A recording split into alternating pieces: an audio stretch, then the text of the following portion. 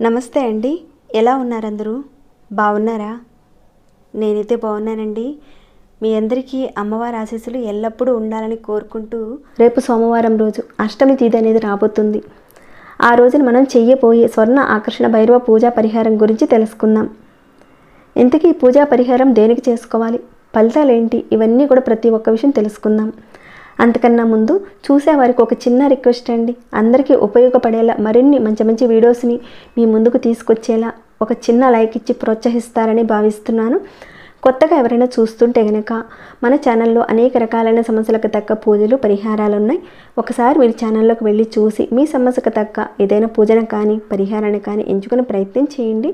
మీకు వచ్చిన రిజల్ట్ని తప్పకుండా నాతో షేర్ చేసుకోండి. దాంతోపాటుని సబ్స్క్రైబ్ కండి, బెల్ బటన్ ప్రెస్ చేయండి, ఆల్ అనే నోటిఫికేషన్ తప్పకుండా యాక్టివేట్లో పెట్టుకోండి. అలానే వీడియోని ఎండు వరకు కనీసం చూడడానికి ప్రయత్నం చేయండి. ఇక విషయానికి వెళ్తే కనుక ఈ స్వర్ణాకర్షణ భైరవుడు ఎవరు అనేది తెలుసుకున్న తర్వాత పూజా పరిహారం గురించి తెలుసుకుందాం. అలానే ఈ పూజా పరిహారాన్ని చేసుకున్న తర్వాత వచ్చే ఫలితాల గురించి కూడా తెలుసుకుందాం. శివుడు రూపాల్లో 24 రూపాల్లో స్వర్ణాకర్షణ భైరవుడు ఒకడు. శివుని యొక్క రూపమే ఈ స్వర్ణాకర్షణ భైరవుడు. మన పురాణాల ప్రకారం రౌద్ర స్వరూపుడు, అసితంగ భైరవుడు, రురుప భైరవుడు, చండ భైరవుడు, క్రోధ భైరవుడు, ఉన్మత్త భైరవుడు, కపాల భైరవుడు, భీష్మ భైరవుడు, శంబర భైరవుడు అని 8 రకాలుగా ఉన్నారు. వీరు కాక మహాభైరవుడు, స్వర్ణాకర్షణ భైరవుడు అని మరో 2 కనపడతారు. స్వర్ణాకర్షణ భైరవుడు చూడటానికి ఎర్రగా ఉంటాడు. బంగారపు రంగు దుస్తులు ధరిస్తాడు. తలపై చంద్రుడు ఉంటారు. 4 చేతులు ఉంటాయి. ఒక చేతిలో బంగారపు పాత్ర ఉంటుంది. స్వర్ణాకర్షణ భైరవుడు ఆహ్లాదకరమైన రూపాన్ని కలిగి ఉంటాడు. ఈయనకి ఒక ప్రత్యేకమైన స్థానం ఉంది. కుబేరుడు అంతటి వాడికి ధనధాన్యాలతో తొలతూగుతారని వరమిచ్చిన అద్భుతమైన భగవంతుడు ఈ స్వర్ణాకర్షణ భైరవుడు. భైరవుడు అంటే నీ కాలానికి అధిపతి. కాలాన్ని సైతం మార్చగలిగే శక్తి ఈ కాల భైరవుడికి ఉంది. స్వర్ణాకర్షణ భైరవుడు ఎలా ఉంటాడు ఏంటనేది తెలుసుకున్నాం కదండి. ఇక ఈ పూజా పరిహారాన్ని ఎప్పుడు చేయాలి, ఏ రకంగా చేయాలి, అలానే చేయడం వల్ల కలిగే ఫలితాలు ఏంటో కూడా తెలుసుకుందాం. స్వర్ణాకర్షణ భైరవ పూజని మనం కృష్ణపక్షంలో వచ్చే అష్టమి రోజున కానీ, శుక్లపక్ష అష్టమి రోజున కానీ, అలానే పౌర్ణమి రోజున కానీ, అమావాస్య రోజుల్లో కానీ పూజించడం అనేది చాలా విశేషంతో కూడుకుని ఉంటుంది. ఈసారి మనకి సోమవారంతో పాటు అష్టమి కూడా కలిసి వచ్చింది కాబట్టి మరింత విశేషమైన ఫలితాలు కనబడతాయి. నెలలో 2 అష్టమిలు వస్తుంటాయి. ఒకటి కృష్ణపక్షంలో వచ్చేది, రెండోది అమావాస్య తర్వాత 8వ రోజున వచ్చేది శుక్లపక్షం అష్టమి అని అంటారు. అలానే పౌర్ణమి తర్వాత వచ్చే అష్టమిని కృష్ణపక్ష అష్టమి అని అంటారు. ఈ పూజా పరిహారాన్ని మనం చేసుకోవడం వల్ల వచ్చే ఫలితం గురించి మనం మాట్లాడుకున్నట్లయితే, ఇంట్లో డబ్బు పెరగడానికి ఇక్కడ మీరు గమనించినట్లయితే అతని పేరులోనే స్వర్ణాకర్షణ అని పేరుంది. స్వర్ణం అంటే బంగారం. ఇక్కడ బంగారాన్ని మన అలంకరణ కోసమనే కాదు, మునుముందు అనేక సందర్భాలకి ఉపయోగపడుతుందని, కష్టాలు వచ్చినప్పుడు అది కాపాడుతుందని మనం బంగారాన్ని దాచిపెట్టుకుంటూ ఉంటాం. అలాంటి బంగారం మన ఇంట్లో అమితంగా పెరగాలి, డబ్బు పెరగాలని కోరుకునేవారు తప్పకుండా స్వర్ణాకర్షణ భైరవ పూజా పరిహారాన్ని చేయడానికి చూడండి. సోమవారం అంటేనే శివుడికి ఎంతో ప్రీతికరమైంది. అలానే ఆ రోజున అష్టమితో కూడుకుని రావడం వల్ల ఈ పూజా పరిహారం కనుక చేసుకుంటే రెట్టింపు ఫలితం వస్తుంది. ఈ పూజా పరిహారాన్ని మనం రాహుకాలంలో చేస్తే మంచి ఫలితం వస్తుంది. అది ఉదయం 7 గంటల నుంచి 9 గంటల లోపుగా ఈ పరిహారం చేయడానికి ప్రయత్నించండి. ముందుగా మీరేం చేస్తారంటే ఒక చిన్న ప్లేట్ తీసుకోండి. దాంతో పాటుకుని ఒక చిన్న గిన్నె కూడా తీసుకోండి. అది ఇత్తడిది అవ్వచ్చు, రాగిది అవ్వచ్చు, వెండిది అవ్వచ్చు, ఏదైనా తీసుకోండి. కానీ మీరు స్టీల్, ప్లాస్టిక్ది మాత్రం కాకుండా తీసుకోండి. ఈ రకంగా తీసుకున్న దాని వాటికి చక్కగా పసుపు కుంకాలతో బొట్లు పెట్టుకోండి. శివుడికి ఇష్టమైన రోజు సోమవారం. ఆ రోజున మనం కాలభైరవుడిని కనుక మనం పూజించుకుంటే మరింత విశేషమైన ఫలితాలు వస్తాయి. ఈ పరిహారం చేయడం వల్ల ఎవరికైనా స్వర్ణ దోషం ఉన్నా, అంటే మీరు ఎన్ని ప్రయత్నాలు చేసినా దాచుకోలేక కూడబెట్టుకోలేని పరిస్థితి అనేది ఉంటుంది. ఏదైతే మీరు బంగారాన్ని కూడబెట్టుకోవాలనుకుంటున్నారో, కొనుక్కుందామనుకుంటున్నారో, ఆ కొనుక్కోవడానికి కూడబెట్టుకోవడానికి అవకాశం కలిగిస్తుంది ఈ పరిహారం. ఇంట్లో బంగారం పెరగడానికి ఏమైనా ఆటంకాలు ఉంటే కనుక అవన్నీ తొలగిపోతాయి. నెమ్మదిగా బంగారాన్ని కూడబెట్టుకునే స్థాయికి వస్తారు. వచ్చేలా ఆ స్వర్ణాకర్షణ భైరవుడు మీకు కలగజేస్తాడు.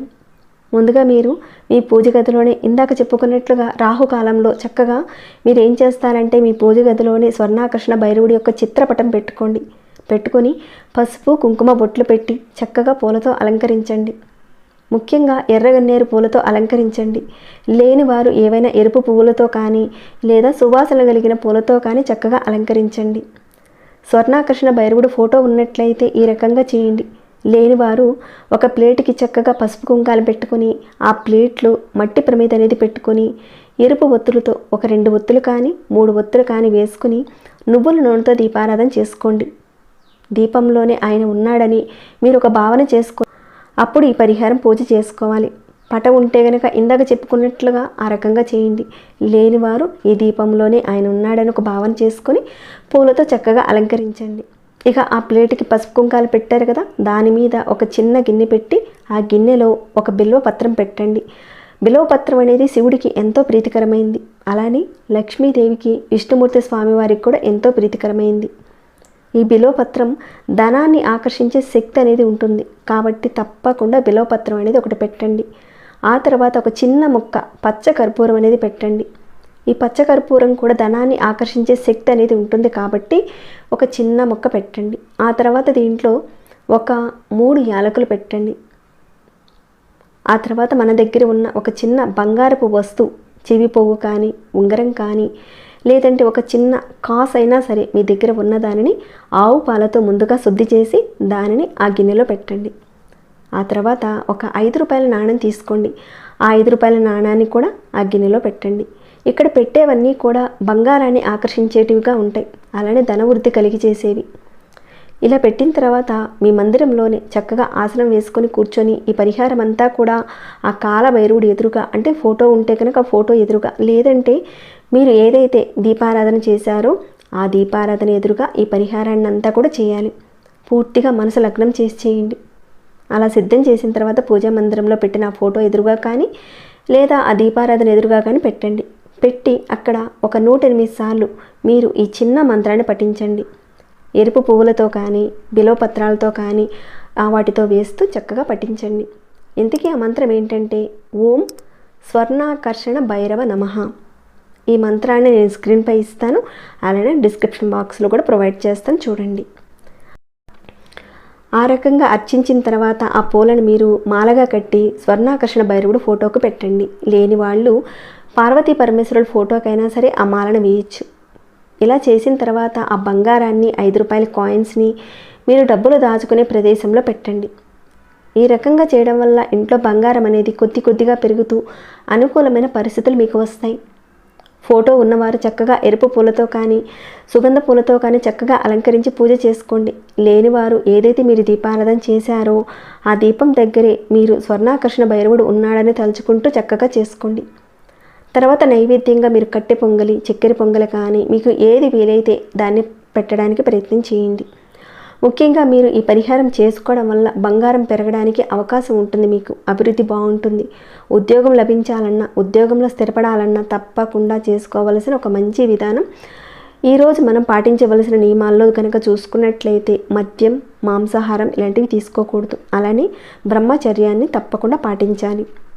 రేపు సోమవారం చాలా బాగుంది, తప్పకుండా చేసుకోండి. కుదిరితే కనుక మీరు ఈ సోమవారం రోజున మిరియాల దీపాన్ని గుడిలో వెలిగించడానికి చూడండి. ఈ దీపాన్ని ఏ రకంగా చేయాలి, ఏ రకంగా వెలిగించాలనేది కూడా ఇంతకుముందు మన వీడియోలో మనం చాలా వరకు చెప్పుకున్నాం. ఎవరైనా ఆ వీడియోని మిస్ అయితే కనుక ఒకసారి ఛానల్లోకి వెళ్ళి చెక్ చేయండి. ఇక్కడ చెప్పుకోవాల్సిన ఒక విషయం, గుడికి వెళ్ళి మిరియాల దీపారాధన చేసుకుని మీరు తిరిగి వచ్చేటప్పుడు కుక్కలకి ఆహారం అనేది పెట్టండి. ఎందుకంటే కాలభైరవుడి యొక్క వాహనం శునకం కాబట్టి ఆహారాన్ని ఎంతో కొంత ఆ శునకానికి పెడతారో, ఎవరైతే పెడతారో అది ఎప్పుడైతే అది సంతృప్తి పడుతుందో తప్పకుండా మీరు అనుకున్నవి నెరవేరుతాయి. ఆ శునకం ద్వారా మనం చేసిన ఒక పుణ్యం అనేది ఆయనకి చేరుతుంది. తప్పకుండా ఆహారం పెట్టండి. కుక్కల్ని కొట్టడం కానీ అలానే తిట్టడం కానీ ఇలాంటి పనులు మాత్రం ఎట్టి పరిస్థితుల్లోనూ చేయకండి. ఆయన ఆగ్రహానికి గురవడానికి అవకాశం ఉంటుంది. కాబట్టి తప్పకుండా ఇప్పుడు చెప్పుకునే విధంగా ఈ పూజా పరిహారాన్ని అలానే శునకానికి మీరు పెట్టదలుచుకుంటే కనుక, పెట్టే వీలుంటే కనుక తప్పకుండా పెట్టండి. అలానే మిరియాల దీపారాధన కూడా చేసుకోండి. మీరందరూ ప్రయత్నిస్తారని నేను అనుకుంటున్నాను. ఇక ఈ వీడియోని ఎంతటితో ముగిస్తున్నాను. ఇంకేమైనా డౌట్స్ వస్తే కనుక అడగండి, తప్పకుండా రిప్లై ఇస్తాను. అలానే మీ మనసుకు ఎలా అనిపించిందన్న మాట చెప్పండి. ఇంకా లైక్ చేయని వారు, సబ్స్క్రైబ్ కానివారు మన ఛానల్కి సబ్స్క్రైబ్ కండి, లైక్ చేయండి. మరొక భక్తి వీడియోలో మళ్ళీ మిమ్మల్ని కలుసుకుంటాను. అంతవరకు సెలవు.